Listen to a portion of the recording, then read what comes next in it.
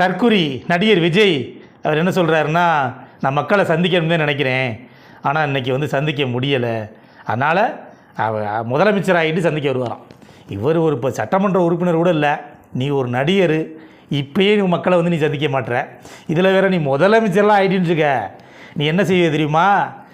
அப்பா நாளைக்கு அந்த ஊருக்கு வரேன், அந்த பக்கத்து ஊருக்கார ஃபுல்லாக காலி பண்ணுங்க, அவங்க ஃபுல்லாக போய் அடுத்த ஊருக்கு கொண்டு போயிருங்க, இங்கே யாரும் வரக்கூடாது, இந்த ரோட்டில் யாரும் இல்லை, ஊரடங்கு, நான் வந்து பார்த்துட்டு போகிற வரை யாரும் வீட்டை விட்டு வெளியே வரக்கூடாது அப்படின்னு சொல்லி இதைத்தையும் செய்வேன். நீ முதல்ல சொல்கிறேன், ஜெயிக்கணும்ல அது மாதிரி விஜய் மட்டும் ஜெயிச்சு முதலமைச்சரால் ஆக முடியாது. நீ மட்டும் ஜெயிக்கிறீனே தெரியல, குறைஞ்சபட்சம் 118 பேர் வேணும் முதலமைச்சராக இருந்தால். என்ன நீ சும்மா போகிற போக்கில் வந்துக்கிட்டு இப்போ நீ ஒன்றத்துக்காக நீ ஒரு தற்குறியாக இருக்கும்போது நீ கேட்டால் 10 ஆரம்பித்தாங்க, எங்கே தான் இந்த கருத்து கணிப்பு அவங்க எடுத்தாங்கன்னு தெரியல.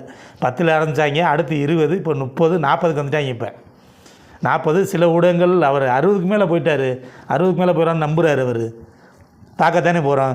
இன்னைக்கு தேர்தலுக்கு அந்த முட்டோட தேர்தல் 5 வருஷத்துக்கு கொண்டு தேர்தல் வந்துடும். நீ சொல்கிற மாதிரி 50 வருஷத்துக்கு கொண்டு தேர்தல் வந்துச்சுன்னு வச்சுக்க, நீ என்ன பொய்னா நடிச்சு விடலாம்.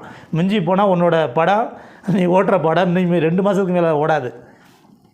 ஏப்ரலுக்கு மேலே உன்னோட தெரிஞ்சு போயிரும்ல. வாக்கு எண்ணிக்கை முடிஞ்சு மே மாதத்தில் உன்னோட மூஞ்சி நாங்கள் மே மாதத்துக்கு அங்கிட்டு இதே உட்காந்து பேச தான் போகிறோம், உன்னை பற்றி பேச தான் போகிறோம். நீ எவ்வளோ ஓட்டு வாங்கின, என்ன நடந்த, நீ எப்படி பேசினேன்றது. நீ அதுக்கு அங்கிட்டு நீ வெளியே வருவியா? இப்போயாவது அந்த பஸ்ஸுக்குள்ளே கதன்னு மேலே ஏறி வர, அடுத்து அந்த பஸ்ஸை கூட நீ வெளியே எடுக்க மாட்டேன், உன் பஸ்ஸு கூட வெளியே வராது, அப்புறம் கிட்ட நீ வெளியே வராது. நீ தனியாக மக்களை சந்திக்க வரியா? வர முடியுமா உன்னால்? இப்போ என்ன சொல்கிற? உன் பின்னாடி வண்டி இந்த தற்கொலையெல்லாம் வரும்ன்றது தெரியும், இப்போ என்ன சொல்ல, என் பின்னாடி யாரும் வராதியே விரட்டிக்கிட்டு அப்படின்ற. இது முன்னாடியெல்லாம் சொல்லியிருக்கணும். இன்றைக்கி விரட்டுறேன், நீ நாள் விரட்டிட்டு இருந்தேன் இல்லை, நீ மறுநாளையில் பேசியிருக்கணும். இதை சொல்கிறதுக்கே உனக்கு 6 மாதம் 1 வருஷம் தேவைப்பட்டிருக்கு, பின்னாடி வராதியேன்னு சொல்கிறதுக்கு.